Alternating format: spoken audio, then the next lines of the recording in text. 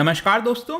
भारत सरकार के द्वारा defence research development organisation DRDO को 11,000 प्रोजेक्ट का क्लियरेंस मिल गया है और इसके तहत 6 अर्ली वार्निंग जेट्स को प्रिपेयर किया जाएगा ताकि हमारी जो इंडियन एयरफोर्स है वो और ज्यादा मजबूत हो सके। यहां पर आप देख सकते हो eyes in the sky centre clears project worth ₹11,000 crore to build 6 early warning aircraft. इसके बारे में हम समझेंगे कि ये अर्ली वार्निंग एयरक्राफ्ट होता क्या है, इसकी वजह से भारत के पास यहां पर क्या और ज्यादा प्रोटेक्शन आ जाएगा, ये एग्जैक्टली काम क्या करता है, काफी कुछ जानने को है। चलिए आगे बढ़ते हैं, लेकिन उसके पहले अगर आप यूपीएससी या फिर किसी भी एग्जाम की तैयारी कर रहे हैं, आपको सिंपली हमारे ऐप को डाउनलोड करना है और वहां पर जाकर आप हमारे जितने भी कोर्सेज हैं उसको अवेल कर सकते हैं। चलिए देखते हैं एग्जैक्टली हो क्या रहा है, हम क्यों इसके बारे में डिस्कस कर रहे हैं।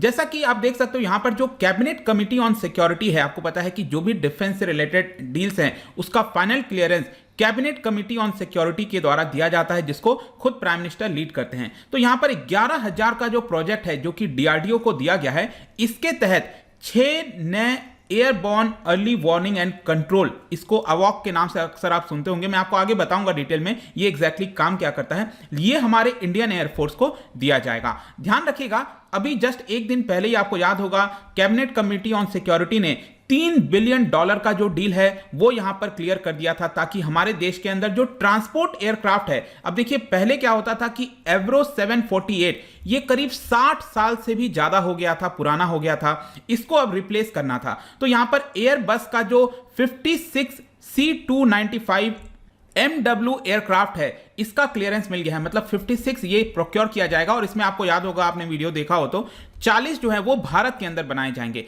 और जो 16 है वो आपका फुल बिल्ड कंडीशन में एयरबस के द्वारा दिया जाएगा। और भारत के अंदर टाटा और एयरबस की पार्टनरशिप हुई है जिसमें 40 इस तरह के जो ट्रांसपोर्ट एयरक्राफ्ट है उसकी मैन्युफैक्चरिंग की जाएगी। देखिए इसकी मैं जिक्र इसलिए कर रहा हूं क्योंकि ये वाला जो क्लियरेंस दिया गया था कैबिनेट कमिटी के द्वारा, उन्होंने इसको एक्चुअल जो कॉन्ट्रैक्ट है उसके साइनिंग के लिए क्लियरेंस दिया था, मतलब एक्चुअल जो कॉन्ट्रैक्ट हो रहा है वो आपका क्लियर हो गया है। लेकिन ये वाला जो मैंने आपको बताया ना एवॉक वाला, ये जो डीआरडीओ को प्रोजेक्ट दिया गया है, ये बेसिकली एक्सेप्टेंस ऑफ नेसेसिटी का क्लियरेंस है। अब कई लोग सोचेंगे ये होता क्या है, देखो इसमें क्या है ना कि डीआरडीओ के पास पावर आ गई है कि वो आरएफपी डाल सकता है, रिक्वेस्ट फॉर प्रपोजल डाल सकता है, क्योंकि ये जो हम प्रोजेक्ट की बात कर रहे हैं ना, ये 11,000 करोड़ के प्रोजेक्ट की, इसमें डीआरडीओ खुद से सारी चीजें नहीं कर सकता। इसके लिए क्या करेगा, वो रिक्वेस्ट फॉर प्रपोजल डालेगा और फर्दर इसके ऊपर काम किया जाएगा। ये जो पूरा प्रोजेक्ट बनाया जाएगा वॉक का, इसके ऊपर फर्दर काम किया जाएगा। तो ये यहां पर डीआरडीओ के पास अभी के लिए पावर आ गया है, वो रिक्वेस्ट फॉर प्रपोजल डालेगा।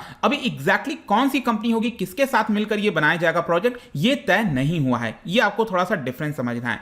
अब मैं आता हूं कि ये जो 6 अवॉक, ये ध्यान रखना है आपको, जो भारत बनाएगा उसका नाम AEW&C ये होने वाला है, ठीक है। एक और अक्सर आप सुनते होंगे अवॉक्स के बारे में, AWACS। मैं आपको डिफरेंस बताता हूं। देखो ये जो पहला वाला आप देख रहे हो ना AWACS, ये आपका इजराइल के द्वारा बनाया जाता है, ठीक है। जो दूसरा वाला आप देख रहे हो AEW&C, ये वाला आपका डीआरडीओ के द्वारा बनाया जाएगा, ठीक है, जो कि हम 11,000 करोड़ का क्लियरेंस मिला है, ठीक है। देखो दोनों का एक ही काम होता है, दोनों का मेन काम क्या है कि एयरक्राफ्ट के ऊपर जो रडार फिटेड है, जैसे कि आप देख सकते हो इस तरह का एयरप्लेन है, कोई भी एयरप्लेन हो सकता है, जरूरी नहीं है कि वो मिलिट्री एयरप्लेन हो, जो सिविलियन एयरक्राफ्ट है वो भी हो सकता है, क्योंकि उसका मेन काम नहीं है। मेन काम यहां पर जो ऊपर ये रडार लगा हुआ है, ये गोल जैसा आप देख रहे हो, ये मेन काम करता है। अब रडार आपको पता होगा मेन काम क्या है रडार का, कि एनिमी कंट्री से अगर कोई भी खतरा आता है, कोई भी फाइटर जेट आता है, कोई क्रूज मिसाइल आता है, ड्रोन आता है, उसको एक प्रकार से ट्रैक कर सके। तो ये अब आप खुद सोच के देखो, एक तो ग्राउंड पर चीजें चल रही होती हैं, ग्राउंड पर रडार होता है, उससे बेहतर ये परफॉर्म कर सकता है अगर हम हवा में इस तरह के रडार को फिट कर देंगे। तो हवा में तो वो रहेगा नहीं, तो किसी ना किसी एयरक्राफ्ट के ऊपर लगाना पड़ेगा। यही होता है, इसको हम कहते हैं airborne early warning and control, AEW&C। I hope कि अब आप समझ रहे होगे यहां पर, ठीक है। तो ये आपका ट्रैक करता रहेगा और ज्यादा आसान हो जाएगा, जल्दी हम ट्रैक कर सकेंगे एनिमी, जैसे कि स्पेशली अगर आप हमारा जो वेस्टर्न वाला साइड है, पाकिस्तान के साथ बॉर्डर जो मिलता है, इसके अलावा ईस्टर्न साइड में चाइना के साथ बॉर्डर मिलता है, तो वहां पर लगातार हमारी ये जो आप देख रहे हो एयरक्राफ्ट वो चलती रहेंगी और हमेशा ट्रैक करती रहेंगी कि कहीं एनिमी कंट्री से हमारे देश को कोई खतरा तो नहीं है। ठीक है, एक तो ये काम हो गया। दूसरा एक और काम यहां पर मदद कर सकता है कि जैसे आपने देखा होगा वॉर वगैरह के समय या फिर नॉर्मल टाइम में भी जो हमारी शिप्स हैं, नेवी की शिप्स हैं, वो जा रही होती हैं, तो उनको भी अगर किसी प्रकार का गाइडेंस देना है, कुछ करना है, उनको बताना है कि देखो उधर दूसरे तरफ से कोई दूसरी एनिमी की शिप जा रही है वहां पर, तो आप सतर्क हो जाओ। तो ये सारे काम भी लगातार ये करता रहेगा। ठीक है, ये आपको यहां पर समझने की आवश्यकता है। और जैसा मैंने बताया कि ये जो AEW&CS है ये आपका DRDO का प्रोजेक्ट है और इसको बेसिकली नेत्रा के नाम से जानते हैं। ये हमारा इंडिजीनियस है, नेत्रा वाला। ठीक है, ये जो ऊपर रडार फिट किया गया है ये नेत्रा वाला प्रोजेक्ट है जो DRDO के द्वारा बनाया जाएगा। और जो हम बात कर रहे हैं यहां पर अवॉक्स की, ये आपका इजराइल का है। देखो एक मेन डिफरेंस यहां पर अभी तक ये था कि जो भारत के द्वारा बनाया गया था जो नेत्रा वाला है वो 270 डिग्री रोटेशन की कैपेसिटी रखता है। मतलब कि आप सोचो ये आपका फ्लाइट इधर जा रहा है, ठीक है, एयरक्राफ्ट इधर जा रहा है, तो 270 डिग्री मतलब ये इतना लगभग कवर कर सकता है, आप यूं समझो। ठीक है, इतना कवर कर पाएगा। लेकिन जो इजराइल वाला था वो फुल्ली 360 डिग्री हर तरफ से यहां पर इसको कवर कर सकता है। और साथ में एक और चीज था जो हमारे देश के द्वारा बनाया गया था, उसका रेंज 200 किलोमीटर के आसपास था और जो इजराइल वाला है वो आपका 400 किलोमीटर की रेंज का है। ये कुछ डिफरेंस है वो आपको समझना है।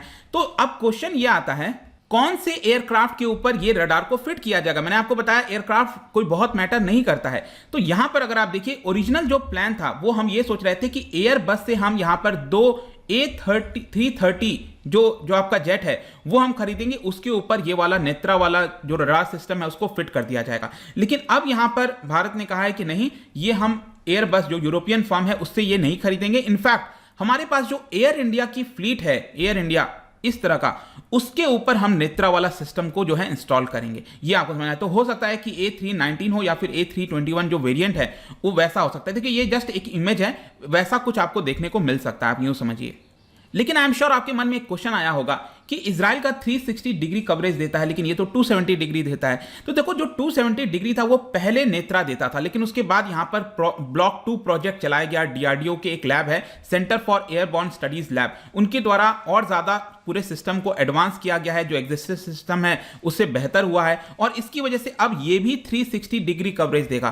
तो एक इंपॉर्टेंट चीज आप ध्यान रखिएगा, जो नया वाला हमारा बनने वाला है उसमें 360 डिग्री का कवरेज आएगा और जो कवरेज है, जो किलोमीटर है, वो भी ज्यादा हो सकती है। वो समय के बाद पता चलेगा हमें कितना होगा नहीं होगा। लेकिन ये सारे जो डिसीजन है वो हमने इसी के लिए लिए हैं ताकि मेक इन इंडिया और आत्मनिर्भर भारत का जो फोकस चल रहा है वो किया जा सके।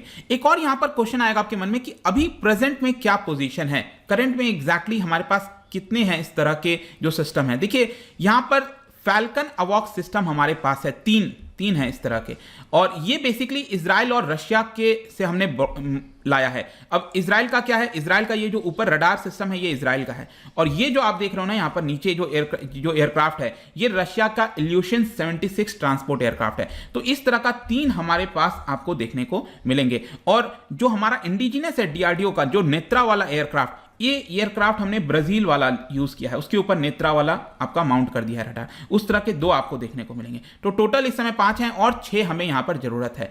तो कंक्लूजन क्या निकलता है, कंक्लूजन यही है कि और हमें आवश्यकता इसलिए है ताकि ईस्टर्न और वेस्टर्न जो सेक्टर है हमारा, स्पेशली चाइना और पाकिस्तान के साथ, वहां पर हमारी जो डिफेंस है और ज्यादा मजबूत हो सके, हम और ज्यादा चीजों को कवरेज कर सकें। जितना ज्यादा ये होंगे और अच्छे से हम चीजों को ट्रैक कर पाएंगे। और स्पेशली खासकर भारत सरकार यहां पर अब मिलिट्री हार्डवेयर हो गया, जितनी भी चीजें हैं वो हम इंडिजिनियसली डेवलप करना चाहते हैं और एक्सपोर्ट भी करना चाहते हैं। तो ये किया जा रहा है। और रिसेंटली मैंने एक वीडियो भी बनाया था कि यहां पर भारत जो है वो पिछले 7 वर्षों में 38,500 करोड़ का जो डिफेंस है उसको एक्सपोर्ट किया है, उस तरह के इक्विपमेंट।